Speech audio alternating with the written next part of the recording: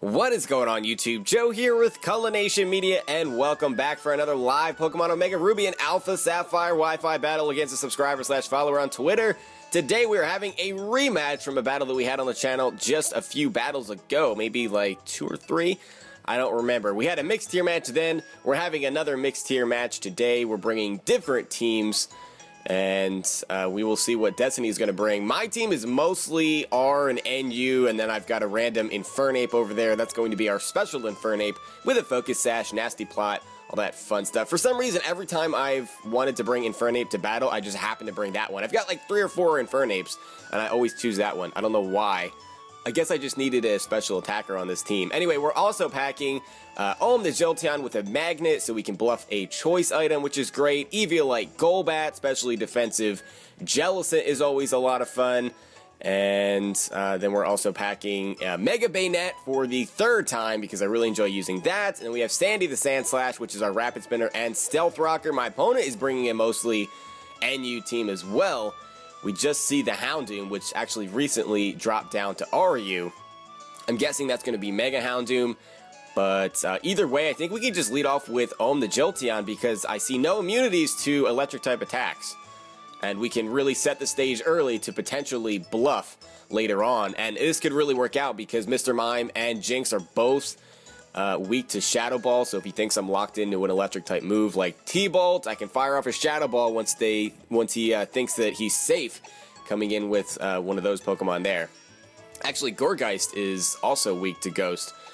Very heavy Ghost weakness, which is good for Banette as well. So as we're getting started today, just a friendly little reminder, of course, in case you guys haven't done so already and you would care to show your support to the channel in this series, you can do so by clicking that like button right below this video. That helps out, and so do your suggestions down below in the comment section. So feel free to leave your thoughts down there. It's always good to get different perspectives because, you know, I don't have all the ideas, and it's always good to hear what other people have to say and get in a little bit of a different mindset because you just can't think of everything, you know? I'm just one person. That's what it is. So we have Sudowoodo out here against Jolteon, and that's a pretty good matchup for us. And like I said, we can set the stage early to eventually bluff that choice item because once we fire off this Volt Switch and connect with it, because there are no immunities, my opponent will see that there's no Life Orb and likely assume that it's Specs. So that could really set us up for some success and a surprise hit later on, which may be the difference. But we'll go for the Volt Switch here after the Protect, which was a good play by my opponent to see what I'm going to lock myself into, quote unquote. But actually, that's not going to matter because this Sudowoodo has a red card, which, when you think about it, makes a little bit of sense because it has Sturdy, so it's not like it's going to get knocked out in one hit anyway. But that Volt Switch did a lot of damage, and unfortunately now for us, we're out here with Golbat, and that is not a good matchup. I could Toxic this thing, but why do you want to Toxic a Pokemon that's that low? Brave Bird's not going to do the trick. Taunting makes no sense when he already got the Stealth Rocks up.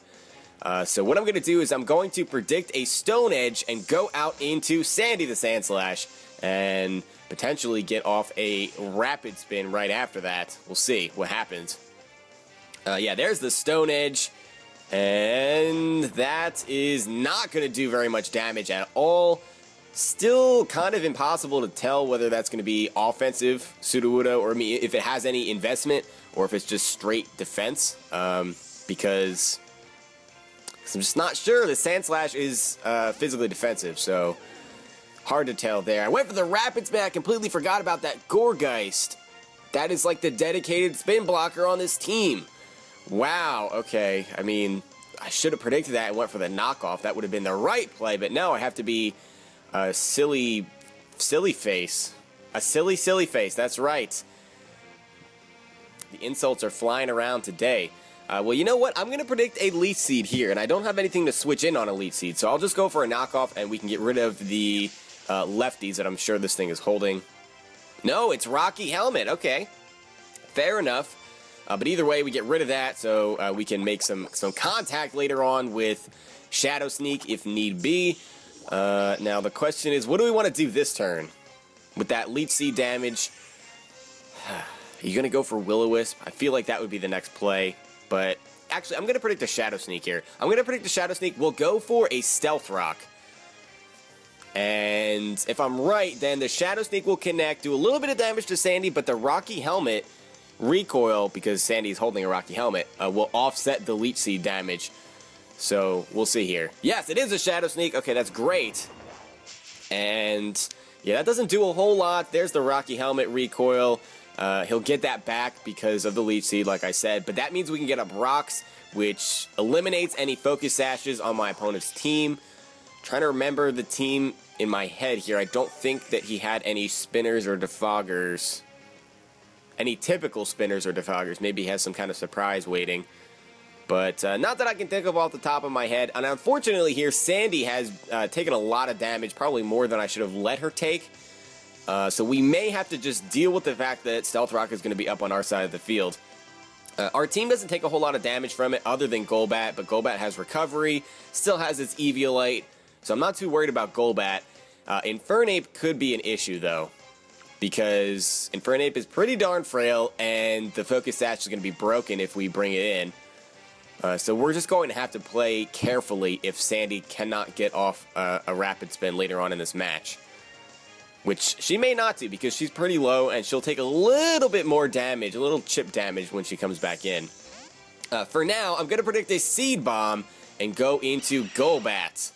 And there's the 25% due to the rocks. Incoming is the Seed Bomb, as I predicted. That doesn't do much damage at all. In fact, I think that was about 10 HP. So we took way more damage from the Stealth Rocks. Now I'm going to taunt you because I don't want you going for a Willow or a Leech Seed or any of those things. And we see a withdrawal here. And what is this? This is Jinx. Okay, I would love to taunt that because Lovely Kiss is a thing, and I don't want to get put to sleep. Oh, wait, never mind. It's not even Dry Skin Jinx. What?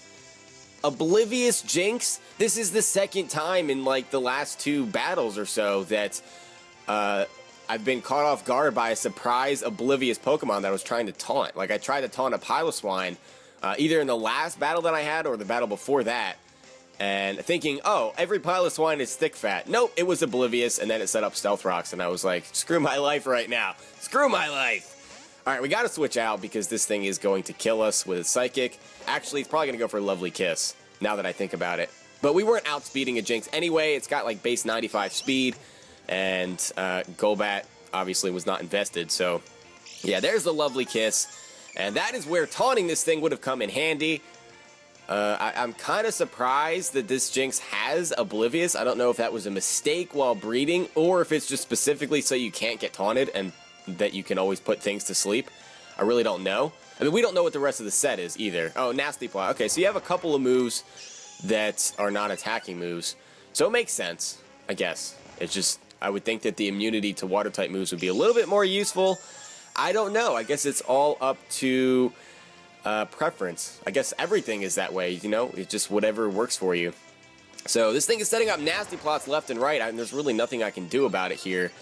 But we should wake up this turn? Yes, we do. I think that was only 2 turns of sleep. We're going to get a Shadow Ball off. This thing's up at +4, but we get a nice chunk of damage off. And that's really all I needed to have happen, because I've got several Pokemon that can outspeed, like Infernape. It can just come in and Flamethrower this thing, and it'll be dead. We also have Shadow Sneak with Banette, and Jolteon outspeeds as well. The problem is right now that you're probably going to go for another Lovely Kiss to ensure that you're going to get a KO. And looking at my team, it almost seems as though Sandy would be the Pokemon I'd want to fodder off here. And just let Sandy go down, accept the fact that I'm not going to be able to get a Rapid Spin off, and I'm just going to have to deal with those rocks. So I think that's what I want to do. We're going to send Sandy in here, concede the rocks on our side of the field, and just play a little bit carefully with Infernape down the stretch. So, yeah, there's the Lovely Kiss again. I'll give you Sandy. You can take out Sandy. She's put in a lot of work in this battle already. Got rid of that Rocky Helmet, got up the Stealth Rocks, attempted the Rapid Spin, but it didn't work out because I made a bad prediction. Wish! What in the world is this Jinx set? So you only have 1 attacking move? Nasty Plot, Wish, Lovely Kiss. I guess it would have to be Stab. And Ice Beam would probably be the best coverage. It's way better than Psychic. Oh, never mind. It is Psychic. Okay, so if only I had a Dark-type Pokemon, then I could just come in and be completely immune to everything this Jinx can do. And sadly, it gets all that HP back thanks to that Wish. I guess now the Oblivious makes a little bit more sense to me. And that might take it out of range of Shadow Sneak KOing. I know that Jinx has crap for physical defense, though. That's the thing. And you're probably max speed, max special attack, I would think. I think at this point we might just want to go in with Chimpino. There's no reason in saving it for later because it's not like we're waiting for the right opportunity to utilize our Focus Sash. It's already wasted. But we can come in, naturally outspeed this thing, and get off a Flamethrower. And from that range, I would think that it would take this thing out. Yeah, I'm just not feeling confident that a Shadow Sneak would kill. So I'm going to go into Chimpino here. We'll take that little bit of damage due to the Stealth Rocks, and we can go for the Flamethrower. I think I used to run Fire Blast on this set, but I got rid of it just because I lost several matches, and almost lost several more matches just because of Fire Blast missing. And it's only a 20 base power difference, so I felt like, you know what, I'd rather just hit every single time. My luck is too bad to be running Fire Blast. I need to go back and change that on a lot of different Pokemon. I know I changed it on my Chandelure. I need to change it on like my Magmortar and just some other things that I had Fire Blast on. Just be done with Fire Blast. It's not worth it, for me at least. So the Jinx goes down to the Flamethrower there. And I'm going to go for a Nasty Plot here. I'm not afraid of this thing at all. I don't know why you'd bring out a Houndoom on a Infernape unless that was a mistake. He's going to pull out a double into Mr. Mime. I'm trying to figure out what that play was about. I don't know. Maybe you thought my only attacking move was Flamethrower, and you thought maybe you could get a Flash Fire boost. I don't really know. Houndoom doesn't typically carry anything that can hit Infernape very well anyway. But now we're at +2, and that was essentially just a free boost for us. The question is, do I want to leave Infernape out on a Mr. Mime? If this thing is Scarfed and goes for Psychic, I just lose. So I don't know that I want to risk that. We can get a Nasty Plot up later, especially if that Houndoom is out. So I am going to switch and make the safe play, go into Pringles here. Take a little bit due to the rocks, of course, and we see Calm Mind. So it's definitely not Scarf. So you either bluff the Scarf or you just thought that you could take a +2 Flamethrower from an Infernape. I don't know which it is, or maybe it's both. I don't know. Regardless, now we have to deal with this thing being at +2, or I'm sorry, not +2, +1 special attack, +1 special defense, and substitute Calm Mind. As I went for the Will-O-Wisp to try to get some residual damage going. That, again, was either a really great prediction, or you were just, oh, you know what? I know what it is. You're a baton passing set, aren't you? You're a baton passing set. You're Calm Mind sub, Baton Pass, and then probably one attacking move just so that you're not taunt bait. Psychic, probably not Psychic, or you would have went for it on the Infernape. So I'm guessing Dazzling Gleam. Again, you know, the secondary typing is much better than Psychic because, first of all, there are no immunities to Fairy type, so the coverage is better there. And he's just setting up Calm Minds all over the place. Shadow Ball, despite being super effective, is not enough to break the sub at this point. The only thing we have going for us is that Mr. Mime does not have any way to recover its HP, so if it continues to set up substitutes, it's just going to have to Baton Pass out eventually. And I don't know what you're really going to want to pass into, other than maybe the Houndoom, but I still have Vacuum Wave on Infernape, which should be able to handle that. I really thought you were going to go for Substitute again there. That was not the case. If I could have gotten Infernape out here, I could have encored you into that Calm Mind, which would have helped. Oh, and your weakness policy. What in the world? These sets are so weird to me. They really are. They're a little bit off the wall.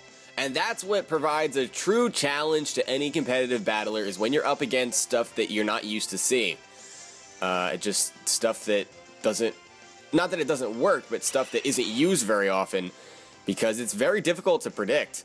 And there's the baton pass as I was switching in Golbat, basically on the assumption that its only attacking move was Dazzling Gleam. Honestly, that was it. And then I was going to taunt it. I should have done that before. I think I wasted too much time and let it just set up all over the place. So out comes Miltank. Okay, so that was just for increasing special defense, I guess? So you might be physically defensive, maybe? I don't know. Why would you pass Calm Minds into a Miltank?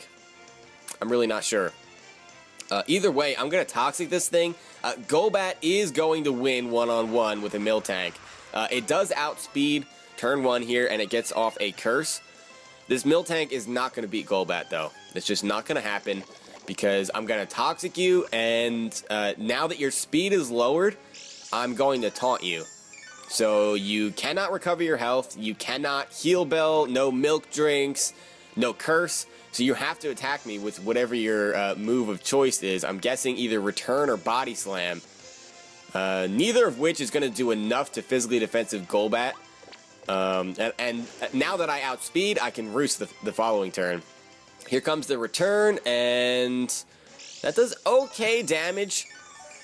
Nothing really to be afraid of, though. It would take 2 more hits to take us out from that range, and we may see this Miltank having to just switch out, which means all of its special defense boosts will be gone. And he essentially just wasted a whole bunch of HP on his not his Miltank, his Mr. Mime. So we're actually not in a bad position here at all. He's going to go for another Return because that's the only move he can go for. I'm assuming this set is Curse, Milk Drink, and then either Heal Bell or Earthquake, because Earthquake could be there to hit Steel and Rock types that resist Return. That's very possible. I will go for a Brave Bird here because there's one last turn of Taunt. So I'll Brave Bird and then I'll Taunt you again. And I can take these returns all day. There's no risk of me getting paralyzed. And there is a switch coming here as Gourgeist is going to come out. And that is not going to be a good switch, I don't think, because I'm pretty sure this will be a 2-hit KO. And you don't have your Rocky Helmet anymore either. Yeah, that's a solid 2-hit KO. Oh, I'm sorry, you do have the Rocky Helmet? Oh, no, that was the recoil from the Brave Bird. Okay, now it makes sense. And we outspeed this thing. So, what are you going to do here? Are you just going to Shadow Sneak, maybe? I don't know. I don't care. I'm just going to Brave Bird. I want this thing gone. I'm not going to mess around with trying to Roost, predicting a Shadow Sneak, because I do not want to get Leech Seeded, and I don't want to get burned. I want none of those things happening. I just want this thing gone at any cost. And no, never mind. It's not going to be gone because he's going to switch it out. And this is the Sudowoodo coming out here. Takes a little bit from the rocks, and I think this is going to be a 2-hit KO too. I know it's a Sudowoodo. It might even be physically defensive, but I think it's going to barely be a 2-hit KO. Yeah, it does like no damage, but it's going to be enough for a 2-shot, which means this Sudowoodo will be gone. That Gourgeist, when it comes back in, is really not going to have much HP left once it takes a little bit more damage from the rocks there. Sudowoodo goes for the Protect. I guess I could have Roosted, but I didn't want to risk taking an EQ on a predicted Roost or anything. I'm just spamming Brave Bird here, and I don't know that we really need Golbat for anything other than to just for certain shut down that Miltank.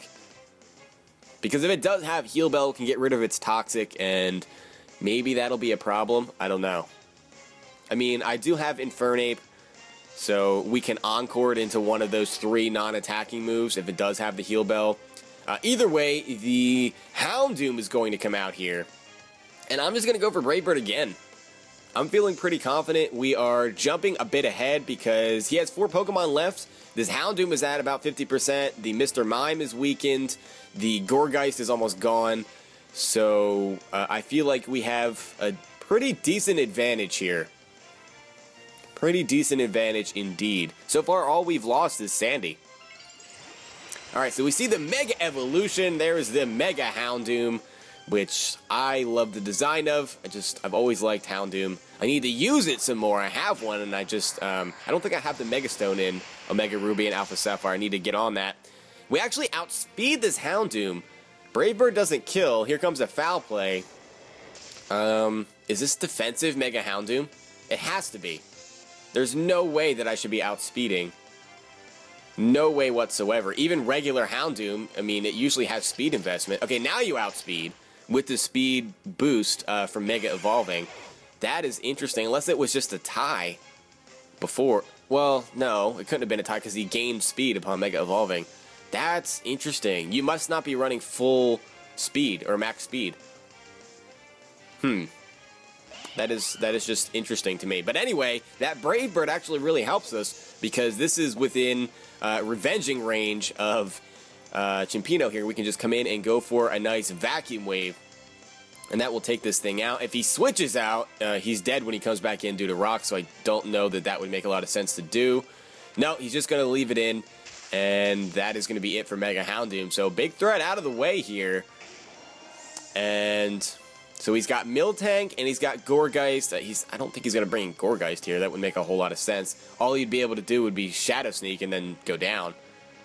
So we're going to see Mr. Mime come out, and I think that a Flamethrower might take it out from there. It does have decent special defense, though. That's the thing. It does have a decent special defense stat. And, oh my gosh, he survives with like 2.5 HP. Are you kidding me? He does get off the Dazzling Gleam, so my gut suspicion that his only attacking move with Dazzling Gleam is actually correct. Well, I guess we can just finish this thing off now. Again, no reason to switch out. We do outspeed naturally. So that is going to be a dead Mr. Mime.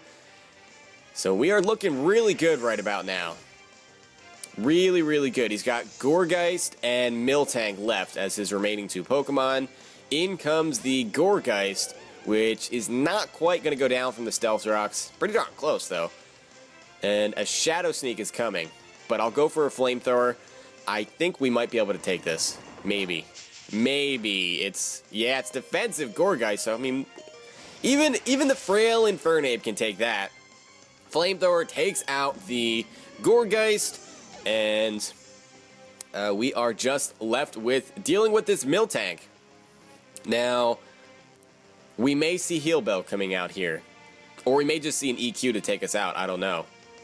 I think either way, I might want to just, do I want a Nasty Plot? No, 2 Vacuum Waves would be doing more than Nasty Plot plus. Just thinking out loud here. Just thinking out loud. And then we can bring in pretty much anything to finish it off, honestly. I'm not that afraid of this Miltank. Maybe I should be. Maybe this thing is going to sweep my entire team. And everything I just said is going to be moot. But I feel like we're just in a good position. You know, you have that feeling sometimes where you're just feeling good. You're feeling confident with how your team is performing. You're feeling somewhat confident with how your prediction game has been going. And you just feel like, even if things start to go wrong a little bit, you feel like you can just bounce back from it. That's just what it is. So out comes Whitney, the Miltank. I'll go for a Vacuum Wave here.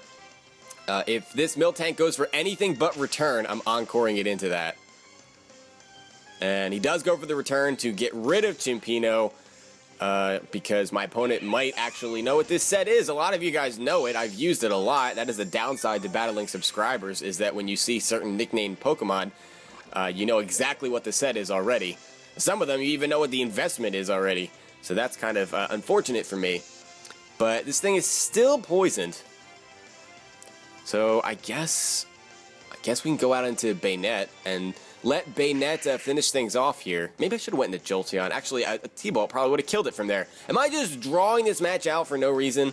Am I really doing this? Am I trying to lose? Now, this thing is probably scrappy, so it can hit us with a return. But still not too afraid. I feel like Banette can take this thing out. Oh, here comes the Heal Bell. Well, okay then. So no more poisoning for the Miltank. We're going to get a knockoff off, and that means that the lefties will be gone. I kind of was thinking that maybe Miltank would go down there, but that is not the case. I'm going to Willow you here, and I guess worst comes to worst, I'll just Destiny Bond and then allow Miltank to kill us. and kill itself at the same time. Because that's always a good way to end things. There's the milk drink. So we've seen this Miltank's entire set. It is pretty much exactly what I thought it was going to be. Milk drink, heal bell, curse, return. So with Scrappy, which means that it probably can hit us.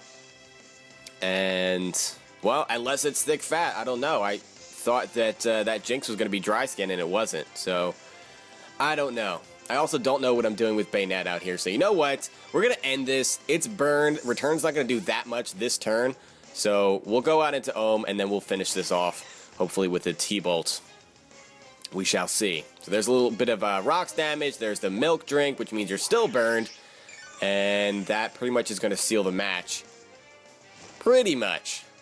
We shall see. I mean, you could be specially defensive just because, you know, that's somewhat common for curse users to be running special defense investment, and that is not going to be a 2-hit KO. Or maybe it will with the burn. Is he going to set up a curse here?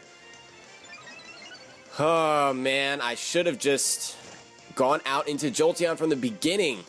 That I just drew this. Did I really just say drawed? I can't English either. I'm just drawing this match out for no reason. Hopefully this T-Bolt will KO.